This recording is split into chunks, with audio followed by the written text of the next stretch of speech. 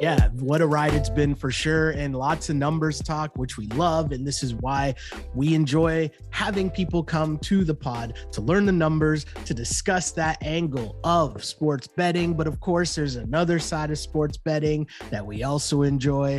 And, you know, we acknowledge, because I'm the one that sometimes comes out here, and I'll be very honest about making bets with maybe my heart more so than my brain, which is a part of this ball game. But I will say there was something that I enjoyed that involved a very big college basketball game on the weekend, and that was watching Coach K and Duke just go down in flames. I'm going to be honest here. We were talking last week about the farewell tour, and, you know, I was just like not excited for it because the love-in of Coach K, yeah, whatever, cool, I get it, legendary coach, but part of college basketball to me is disliking Duke. And so that couldn't have been a more perfect scene. And the spread, we talked about it because, again, we talk about making bets with our heart, but we bring the numbers into it as well. But you sat here and said it was too many points for North Carolina. That's what we talked about last week. North Carolina not only covers the spread, they win outright.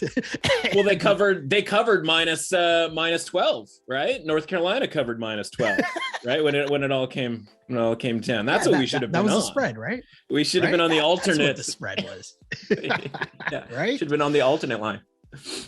But in terms of just the scenes, right? Because, you know, we make the jokes, but the actual serious nature of it was just talking about how Duke was getting overvalued, because the assumption was, oh, of course they're going to win this game. It's Coach K's last game at home and the crowd's going to be rocking and blah, blah, blah, blah, blah. All the narrative stuff that we talk about all the time, which is the opposite of me going again, like with my heart hating Duke, right? The line moves because all these people are with their heart for Duke and the storyline and the narrative instead of the reality.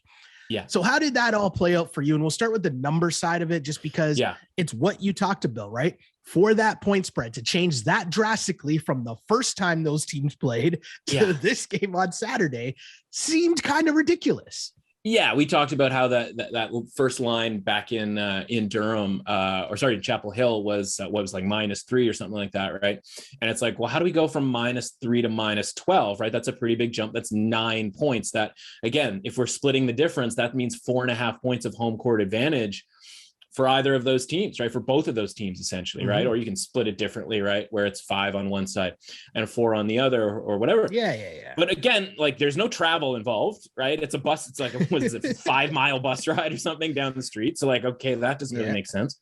And then also this rivalry, road, right? Yeah. And it's, you know, and it's a matchup.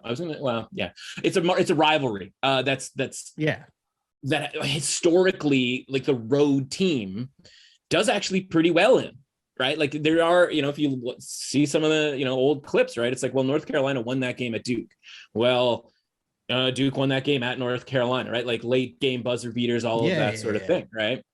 And so, like, there just shouldn't be that much for home court advantage. And of course it wasn't, right? It was based on this idea that, like, okay, it was a blowout the first time. There's no way that this can't go, like, great for Duke, right? This is a storybook and all of that sort of thing. It's like, well, they don't need to win by 13 points on this 12 point opener.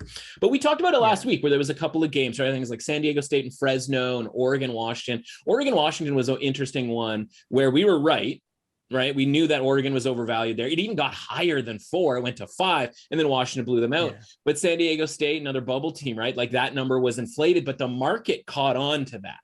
And they were like, well, you can't make this a 9-point spread. And that thing got bet down to 7.5. And of course, that ended up going to double overtime. San Diego State ended up winning by a point. And so, right, they get the win that they needed, but they didn't get the cover. Well, we talked about how this game had opened on a Thursday or even like Wednesday night at 12. The market saw that and was like, no, like, this is how smart the market is getting, right? This wouldn't have happened 10 years ago, where they were like, no, we got to drag this thing down. and it ended up closing at 11, I think it was, right? And so you're able to get pretty widely 11 and a half, but like we mentioned, none of that mattered, because the thing with that atmosphere, right, is like when you don't have the usual atmosphere and you have 100 former players that every time they cut to them, they basically had no reaction to anything positive or negative on a very sort of too cool for school type of a thing. And now I don't know that side of the court with that's not necessarily the student section or whatever, but like they're right behind the bench. Right. And it's sort of like, oh my God, like all of these Duke luminaries, like the Shane Battiers, the, Wojos, the, Trajan Langdons, right? Like the guys that we grew up watching. And I imagine some of these kids, I mean, listen, they're a lot younger, so they would have different names that they were sort of, looking up to, if you will. But like Grant Hill, Christian Laettner, like, these type of guys are just standing right behind you that entire game. Right. And so when things are going great, like that's fine. And you could see when Armando Bacot went out of that game early on with 2 fouls, it was the same thing that happened in that first game. And that first game was instructive to North Carolina, knowing that if Bacot goes out with 2 fouls, they have to just kind of go with it and just let him play. Now they took him out for a little while and they brought in this kid McCoy, and it was pretty clear, like this was just not a game for that young man, right? Like he was lost defensively. He was nervous offensively. It was just like, this game isn't for you. And it's funny whether it's like, as we get through the tournament here, you can say what you want about some of these teams, but like, and it's part of the not having any chill, right, in the second half, like letting these leads waste away that we see every single night. It's all part of that, right? If you're not, there's a different stage in the Final Four. There's quite literally a stage, but like when the heat turns up, and apparently it was incredibly hot at Duke in that building. Coach K tried to smoke out the Tar Heels, I think. When the heat turns up, like there are certain guys who can and cannot play, and Bacot is certainly one of those guys who can play. A couple other guys on North Carolina, they had I think 4 guys who had 20 plus points. That was an incredibly impressive win. And I said, like, I was looking for North Carolina to get out of here when it came to the tournament, because I reject the idea that just because you're a brand, you should make the NCAA tournament. If you're going to play 10 quad 1 games and only get 1 win, I'm sorry, like that wouldn't cut it for, the Murray States of the world, right? No matter how good they look on the court or coming off the bus, that wasn't going to cut it. And so they ended up getting this win. And so now I have to sort of go, okay, like, there you go. That's all I'm looking for, right? I don't care. As a sports bettor, we're just looking for results on the court, right? Back up what you're supposed to be, whether that's based on a brand, based on your ranking, whatever, just back up what you're supposed to be. And so they backed it up and they put Bacot back out there in the first half. And there was that end of the first half where it could have got into blowout territory, right? Duke was up 9 points. You're sitting there, we're at plus 11 and a half, plus 12. And you're going like, oh man, we could be in some trouble here if they don't get him back on the court and turn this thing around. And they end up stealing the last few minutes of the second half and turn that game into a 2-point game at halftime. And that has to be a boon to North Carolina. Shout out Boone, North Carolina, App State. But it also has to be sort of a drag to Duke, where they like, oh man, like we had the knockout blow ready to go there, and we let them off the hook. And they come back out, and again, North Carolina works it. They get a couple of 3 balls, and then all of a sudden, like this game just ends up, it's a 6-point game late, and Duke's looking up, and that's the panic that runs in. And is that indicative to what we might see in the Final Four? Because right now, I saw a projection, it's a Joe Lunardi type thing, and it's like Gonzaga and Duke as the 1 and 2 seed potentially in the same region. Now, I don't think that's going to happen. I think it's Duke. They're going to do Coach K right. They're going to put him. They requested Chicago. They requested the Midwest region because that's. And this is. Let me just backtrack here for a second here. So Duke, but it's instructive of the game and your dislike for Duke and all that sort of thing, right? It gets leaked that Duke has requested that instead of being in the East, if they happen to be a 1 seed or even, maybe they're a 2 seed, we still put them in the East because that's what we do. They request to go to the Midwest. And I just happen to think like, okay, why would they request to go into the Midwest?